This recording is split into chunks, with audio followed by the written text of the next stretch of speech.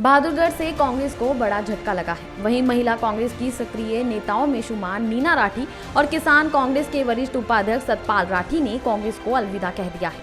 बता दें, दोनों ने कांग्रेस के राज्यसभा सांसद दीपेंद्र हुड्डा पर अनदेखी के आरोप लगाए हैं। उन्होंने कांग्रेस को परिवारवाद और चापलूसी करने वालों की पार्टी करार दी है। वहीं नीना राठी हरियाणा महिला कांग्रेस के अध्यक्ष पद की प्रबल दावेदार थी, लेकिन सांसद दीपेंद्र हुड्डा यह पद नीना राठी को नहीं देना चाहते। इसीलिए कांग्रेस के ये नेता रोहतक लोकसभा से पूर्व सांसद और वर्तमान में राज्यसभा सांसद दीपेंद्र हुड्डा से नाराज चल रहे हैं। दीपेंद्र हुड्डा के चुनाव में भी नीना और सतपाल ने पूरा जोर लगाया था, कई सभाएं भी करवाई थी। कांग्रेस में वाइस प्रेसिडेंट हूँ हरियाणा से, और मैं बहुत मेहनत हमने कांग्रेस में की है। 20 साल कांग्रेस को दिए हैं लगातार।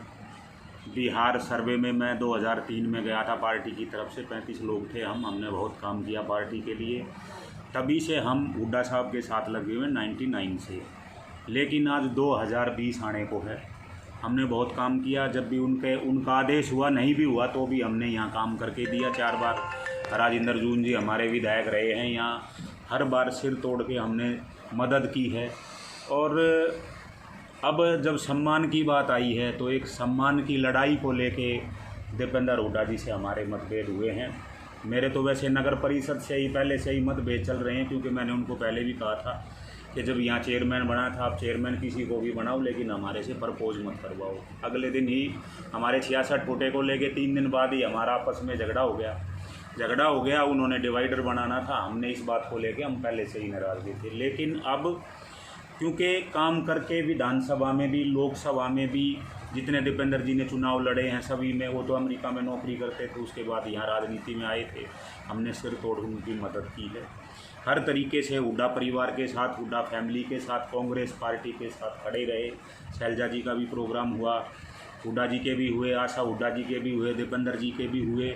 जितने भी हमने कार्यक्रम किए हैं सब में ये उन्होंने ये कह के गए कि बहुत अच्छा कार्यक्रम था। लेकिन जब हमारी बारी आती है तो वर्कर की बारी आती है तो कांग्रेस पार्टी हाथ छोड़ लेती है, अपना आशीर्वाद किसी को नहीं देना चाहती, क्योंकि कांग्रेस पार्टी एक परिवारवाद में फंस के रह गई है। ऊपर से नीचे तक पूरा परिवारवाद है। आप किसी को भी देख लें, पार्टी में सभी के साथ ऐसा हुआ है।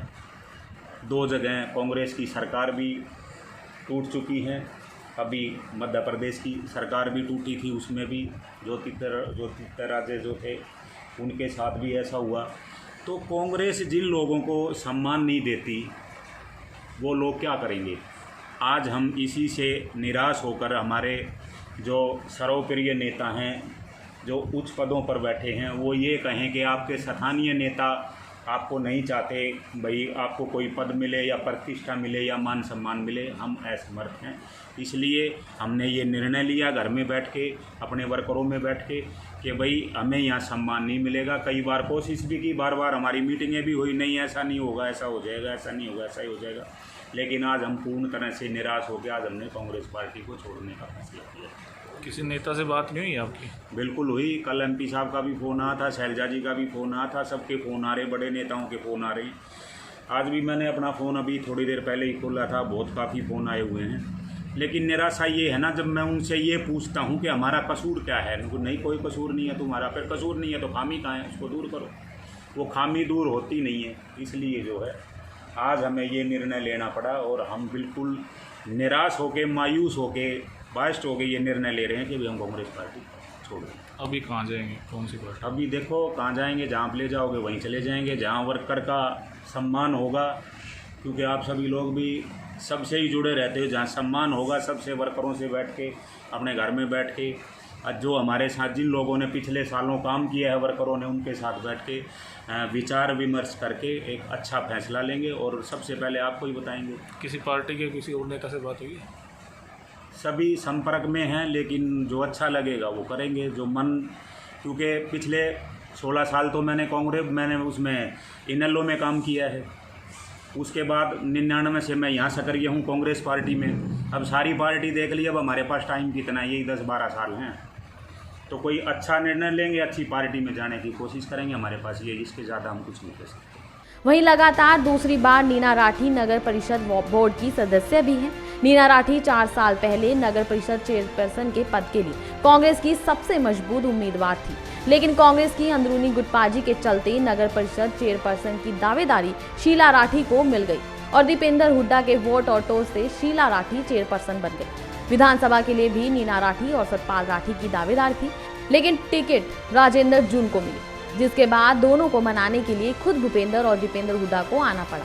महिला कांग्रेस को मजबूत बनाने के लिए नीना राठी ने प्रदेश भर में महिला कांग्रेस की यात्रा निकलवाने में अहम भूमिका अदा की, लेकिन लगातार कांग्रेस के लिए काम और जमकर खर्च करने के बावजूद हुड्डा खेमे से सम्मान मिलने में कोताही नजर आती रही। हरियाणा महिला कांग्रेस की अध्यक्ष सुमित्रा चौहान के भाजपा में जाने के बाद महिला कांग्रेस की अध्यक्ष पद पर नीना राठी का दावा सबसे मजबूत माना जाता था, लेकिन नीना की राह में हुड्डा खेमा रोड़े अटकाकर बैठ गया, जिसके बाद नाराजगी इतनी बड़ी कि कांग्रेस की राजनीति में सक्रिय यह दंपति अब कांग्रेस को अलविदा कह चुके हैं और जाते जाते महिला कांग्रेस की कई नेत्रियों को भी साथ ले जा सकती हैं। नीना राठी, आप सभी के माध्यम से मैं ये बात रखना चाहती हूँ कि पिछले 20 सालों से हम कांग्रेस से जुड़े हैं और 2 बार से मैंने नगर परिषद का चुनाव लड़ा है। कांग्रेस में रहते हुए उनकी नीतियों का अनुसरण करते हुए पूरी तरह से निष्ठावान होकर मैंने सभी दायित्वों का निर्वहन किया, पार्टी के दिशा निर्देश का पालन किया। मेरे सामने विधानसभा के 4 चुनाव हो चुके हैं, 2 बार नगर परिषद के चुनाव हुए। पार्टी ने जिससे भी कैंडिडेट निर्धारित किया उसके साथ मैंने कदम से कदम मिलाकर बहुत मेहनत की, लेकिन जब कहीं भी सम्मान देने की बात आई तो कहीं न कहीं पार्टी की तरफ से मुझे उपेक्षित किया गया, जिससे मैं मानसिक तौर पे काफ़ी आहत हूँ और उसी तकलीफ़ से मैंने ये निर्णय किया है कि मैं कांग्रेस पार्टी को आज से अलविदा कह रही हूँ। ऐसा आपको कहाँ लगा कि आपकी उपेक्षा हुई है, क्या कारण रही? देखिए, जब भी कोई व्यक्ति किसी पार्टी से, किसी संगठन से जुड़ता है तो उसका कोई उद्देश्य होता है।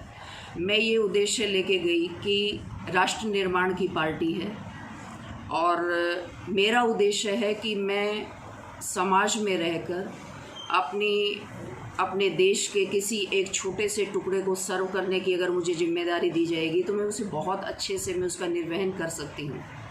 यही सोचकर पहली बार मैंने नगर परिषद का चुनाव लड़ा और लोगों ने मेरे से जो अपेक्षाएं की उनका मैंने पूरी ईमानदारी से उन पे मैंने खरा उतरने का प्रयास किया।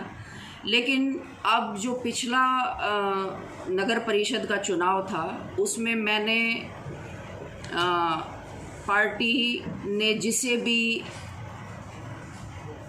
नगर परिषद में चेयरमैन के लिए चुना उसका मैंने पूरी तरह से सहयोग किया, उनका नाम प्रपोज किया, क्योंकि मैं ये धर्म समझती थी कि पार्टी जिसे ये जिम्मेवारी देना चाहे दे सकती है, लेकिन पार्टी के द्वारा जो भी नॉमिनेट किए गए, जो चेयरमैन रही, उसने इन 4 साल के कार्यकाल में मेरे वार्ड में पूरी तरह से मेरे वार्ड को उपेक्षित किया गया। मैं नगर परिषद में चुन के आई थी, लोगों ने मुझे चुना था, कुछ उम्मीदें भी रही होंगी लोगों की, क्योंकि पिछले कार्यकाल में नगर परिषद के चुनाव में मैंने बहुत अच्छे से वो 5 साल निकल पाए, लोगों के काम हो पाए। लेकिन इन 4 सालों के दौरान ना तो कोई काम किया जा रहा है। हर लीडर का, हर नेता का जब भी मुझे जो कोई मेरी ड्यूटी लगी उसका मैंने पूरी तरह से सम्मान किया, लेकिन जहां एक कार्यकर्ता के सम्मान की बारी आती है तो मुझे इस पार्टी में वो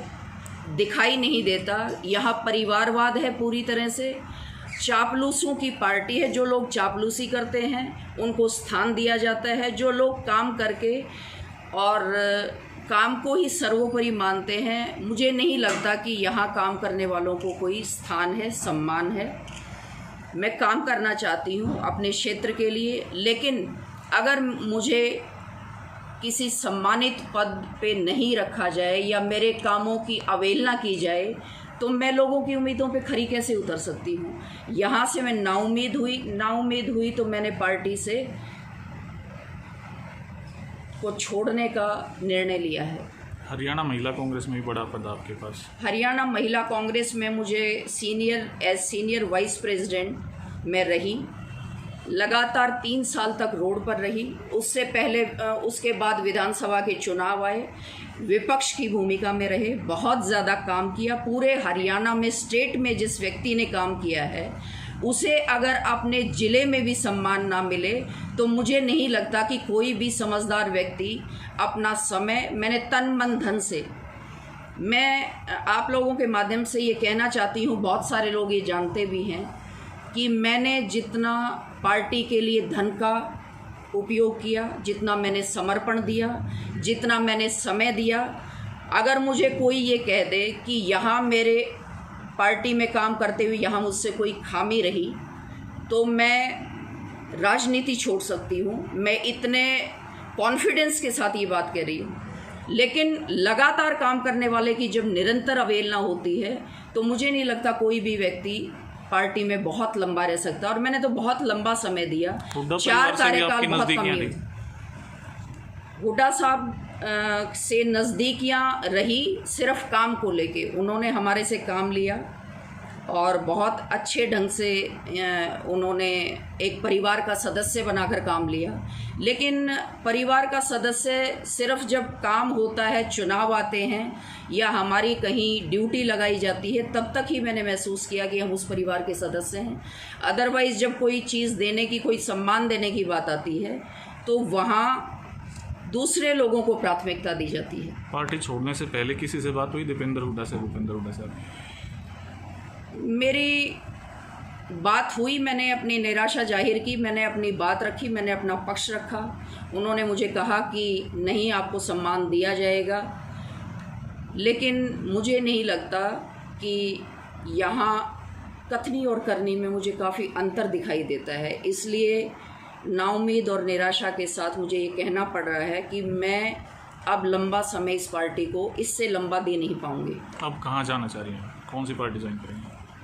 अभी मन आहत है, क्योंकि जब आके आप एक परिवार में इतना लंबा जुड़ते हैं ना, 20 साल का समय कोई कम नहीं होता, तो छोड़ते हुए तकलीफ़ भी होती है। आज मैं इस स्थिति में नहीं हूँ कि बहुत जल्दी मैं ये निर्णय ले पाऊँ कि मैं कहाँ जाऊँगी, किस और जाऊँगी। बातें तो हो रही हैं बहुत लोगों से, राजनीति में सामाजिक व्यक्ति की होती हैं बहुत लोगों से बात, लेकिन मेरा निर्णय अभी नहीं है कि मैंने कोई निर्णय लिया हो। निर्णय लूँगी तो आपको ज़रूर बताऊँगी। अब वक्त ही बताएगा कि नीना राठी कांग्रेस के बाद किस पार्टी में शामिल होंगी। भारत 9 के लिए बहादुरगढ़ से प्रवीण कुमार की रिपोर्ट।